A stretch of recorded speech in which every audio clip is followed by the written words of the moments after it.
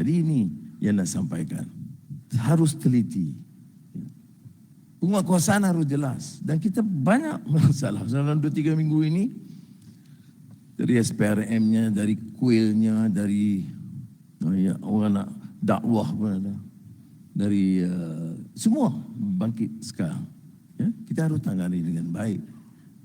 Tetapi kadang-kadang jawapan itu jauh lagi. Saudara, apapun kena ikut peraturan. Kita negara ini negara hukum. Mesti ikut undang-undang.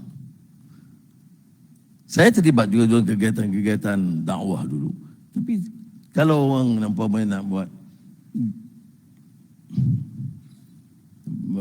dakwah yang mengganggu lalu lintas, dia ikut peraturan. Buatlah dakwah, tak ada sekatan sama sekali. Tapi ikutlah peraturan. Itu saja yang kita minta. Macam seperti mana kuil-kuil Hindu. Semayanglah sebanyak mana dia nak pun. Buatlah kuil mana pun. Tapi ikut peraturan. Tak boleh pacak kuil atau berhala di mana tempat saja. Tak boleh. Seperti mana peraturan. Ada yang jawab, dia kata, surau di mana-mana. Boleh buat. Tak ikut. Tak betul. Saya tahu dalam sejarah kita, surau, ini Samsul Nazilah tahu, surau di Perak pernah dirobohkan kerana melanggar peraturan. Jadi saya harap perkara ini sepatutnya kita selesaikan dengan baik. Kalau kita terus begini, negara pertama takkan aman, tak boleh tumpu dalam soal membangun negara. Yang disebut tadi, soal nilai, soal pendidikan, soal AI, soal program-program perubahan reform pendidikan. Anak-anak kita semua ini, saya cucu saya, tapi anak-anak saudara, ya, tukar daripada 6 tahun, 5 tahun prasekolah, 7 tahun, 6 tahun sekolah. Ini semua perubahan-perubahan yang agak pantas dan drastik. Tapi kita tidak ada pilihan. Nak tunggu boleh, tapi kita ketinggalan ketimbang 100 negara yang lain. Ya.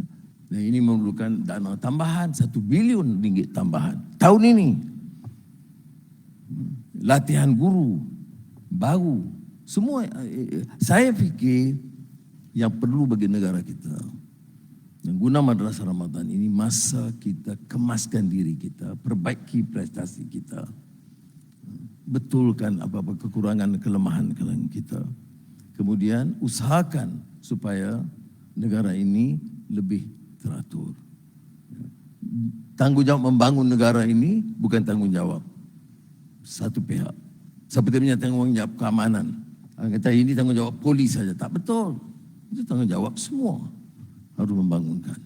Potensi sangat baik, sudah bayangkan. Saya teliti esok Perdana Menteri Singapura akan datang private visit, dia nak join saya buka puasa.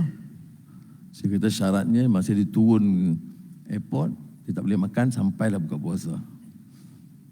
Ini kena tahap persahabatan dua negara, dan mungkin dalam tempoh selepas itu Presiden Indonesia, kemudian sudah tahu kita juga akan ke negeri iftar bersama rakyat. Tapi yang penting nak tekankan, prestasi negara kita itu baik. Saya bimbang kalau ada usaha melemah dan mengkhianati ini. Banyak yang cemburu, saudara, dalam dan luar negara. Tak boleh terima kenyataan kita sedang meningkat baik. Sebab itu tanggungjawab kita, apalagi di KDN ini, nak pastikan keamanan, prestasi yang baik di semua. Kerana KDN ini menjadi tumpuan sebab dia jaga semua. Dari pesisir laut ke pelabuhan, ke sempadan dan keselamatan. Semuanya tak terlepas. Naik kereta jalan raya, jaga.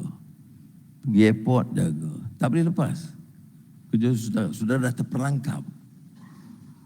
Jadi jalan dengan kerja dengan sebaiknya. Saya yakin, kerana kalau dilihat prestasi yang saya teliti dalam 3 tahun ini, saya alhamdulillah bangga dengan prestasi saudara-saudara di sini. Saya sebut ini ikhlas alhamdulillah ta'ala kerana saya perhati 3 tahun. Hampir saban hari atau saban minggu meneliti. Dan saya tahu kerjanya, kesediaannya, pengorbanannya lakukan. Tapi sebagaimana yang diungkapkan tadi, kita ini adalah masyarakat islah mastata'tu. Sentiasa ada drive untuk perbaiki prestasi kita, untuk bawa reform dan perubahan. Jadi terimalah kenyataan bahawa reform dan perubahan dan islah itu satu kewajipan yang kita harus kerjakan. Tetapi ini tidak sama sekali menolak kenyataan bahawa saya seperti yang diamanahkan bekerja dan melihat sendiri prestasi, bukan saja dari menterinya, tapi melihat sendiri di semua. Dan saya akui, alhamdulillah saya syukur dan sangat bangga dengan prestasi KDN keseluruhannya.